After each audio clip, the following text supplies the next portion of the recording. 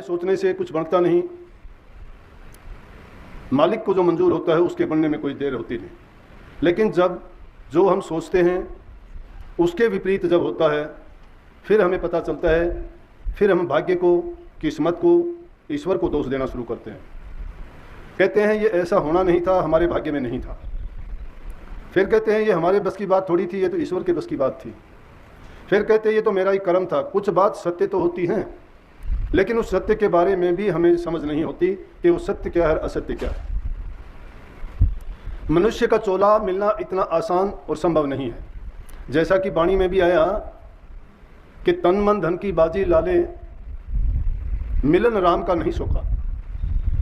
प्रभु का मिलना इतना सोखा, इतना आसान नहीं है जितना कि हम सोचते हैं। ये तो महापुरुषों की, संतों की बड़ी कृपा हुई कि इस कलयुग में जीवों पर दया करके और नाम की दात बांटनी शुरू कर दी, और नाम का जपना, उसकी कमाई करना भी इतना आसान बना दिया कि हम घर गृहस्थी के सारे काम करते हुए, अपने जीवन को अपने ढंग से जीते हुए, भक्ति के रास्ते पर भी आसानी से चल के जो चक्कर था उसको ख़त्म कर दिया और हम मुक्ति द्वार पे पहुंच गए।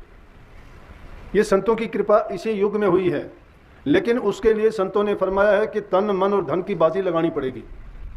तन मन धन की बाजी लगाने के लिए क्यों कहा कि संसार में ये तीन ही चीज़ मुख्य रूप से काम करती हैं। सब कुछ जितने भी कार्रवाई की जाती है तन से होती है, तन के लिए हम दुनियादारी के लोग करते हैं। और मन की बाजी क्या लगानी पड़ेगी कि मन अपनी मर्जी के काम करता है। ये जो भी सोचता है, जो भी इसके ख्यालात आते हैं, वही काम ये हमारे से करवाने का प्रयास करता है।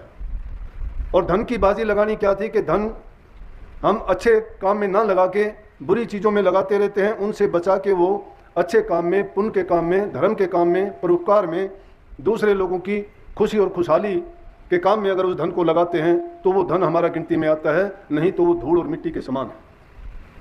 तन मन धन की बाजी लगाने का मतलब क्या है? संतों के पास जब भी कोई जीव जाता है तो जहाँ कहीं भी आप देखोगे यही कहते हैं कि जब संत सतगुरु नाम की दात बख्शते हैं तो शिष्य को ये तीनों चीज़ गुरु को अर्पण करने पड़ते हैं। ये उनकी बाजी लगानी है। अर्पण कैसे करने पड़ते हैं कि तन से हमें वही काम करना चाहिए जो हमें गुरु हमें आज्ञा देते हैं, उपदेश करते हैं या जैसा भी फरमाते हैं। और गुरु हमें क्या उपदेश करते हैं? वो कहते हैं कि तन से तुम वो काम करो कि जिससे काम के करने से तुम्हारा भी हित हो और उस काम का जो भी परिणाम हो वो सबके लिए सुखदायी हो, किसी को भी वो किसी रूप में कष्ट ना दे। सेवा जितनी भी की जाती है सबसे पहले तन की सेवा का नंबर आता है। संतों के दरबार में अगर तन से सेवा की जाए तो उसका 1000 गुना फ़ायदा मिलता है। दुनियादारी में भी अगर वो सेवा की जाती है तो भी हम इज्जत, मान और सम्मान पाते हैं।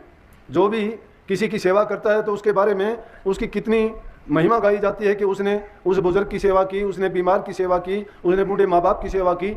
आज हम श्रवण कुमार जी का नाम लेते हैं, क्यों लेते हैं? कि उन्होंने अपने माँ बाप की सेवा की। वो अंधे थे और अंधे माँ बाप होते हुए वो कहने लगे कि हमें तीर्थ यात्रा करवाओ। और श्रवण कुमार दोनों माँ बाप को, जो चल फिर भी नहीं सकते थे, एक पालंगी बनाई, एक पलड़े में अपनी माँ को बिठाया, एक को अपने बाप को बिठाया और अपने कंधों पर लेके एक तीर्थ से दूसरे तीर्थ पर उनको उनकी इच्छा के अनुसार ले जाता गया। ये सेवा थी। आज भी श्रवण कुमार ने और कोई भक्ति नहीं की,